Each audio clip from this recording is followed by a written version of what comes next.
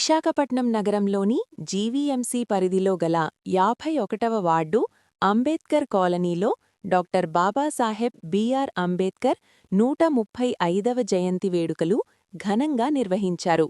ఈ కార్యక్రమానికి ముఖ్య అతిథిగా విశాఖపట్నం పార్లమెంటు సభ్యులు శ్రీ భరత్ హాజరయ్యారు. ఈ సందర్భంగా ఎంపీ భరత్ మాట్లాడుతూ అంబేద్కర్ ఆశయాలు ప్రతి ఒక్కరికీ మార్గదర్శకంగా నిలవాలని తెలిపారు. ముఖ్యంగా యువత చెడు అలవాట్లకు దూరంగా ఉండి సొంత కాళ్లపై నిలబడి సమాజానికి ఆదర్శంగా నిలవాలని సూచించారు. విద్య, క్రమశిక్షణ, కృషి ద్వారా ఉన్నత స్థాయికి ఎదిగి ఇతరులకు స్ఫూర్తిదాయకంగా మారాలని పిలుపునిచ్చారు. అంబేద్కర్ సమాజంలో సమానత్వం, న్యాయం, విద్యకు ప్రాధాన్యత ఇచ్చారని గుర్తుచేస్తూ ఆయన ఆశయాలను పాటించడం ద్వారా సమాజాభివృద్ధి సాధ్యమవుతుందని పేర్కొన్నారు.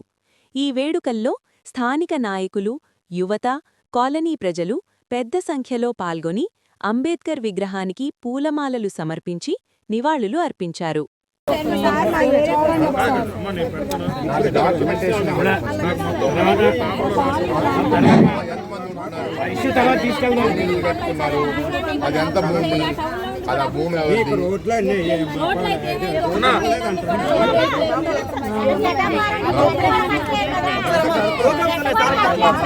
ఇప్పుడు మీరేగా సార్ చెప్తున్నారు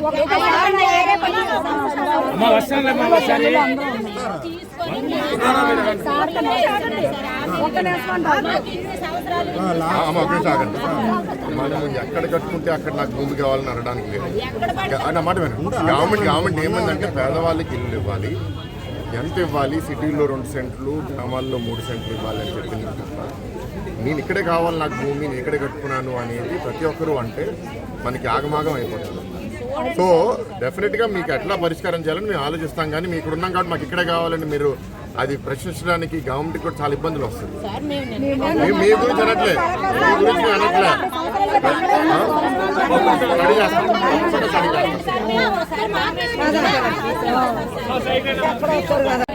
ఇవాళ 50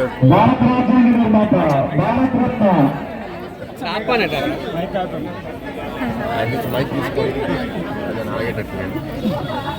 అందరికీ నమస్కారం అండి. ఇవాళ 51వ వార్డు అంబేద్కర్ కాలనీలో 135 అంబేద్కర్ గారి జయంతి సందర్భంగా ఇక్కడ స్టాచ్యూస్కి ఇవాళ ఇప్పుడున్న స్థానిక నాయకులు, కాలనీ అసోసియేషన్ మెంబర్స్ అందరితో కొంతసేపు విశ్లేషించడం జరిగింది.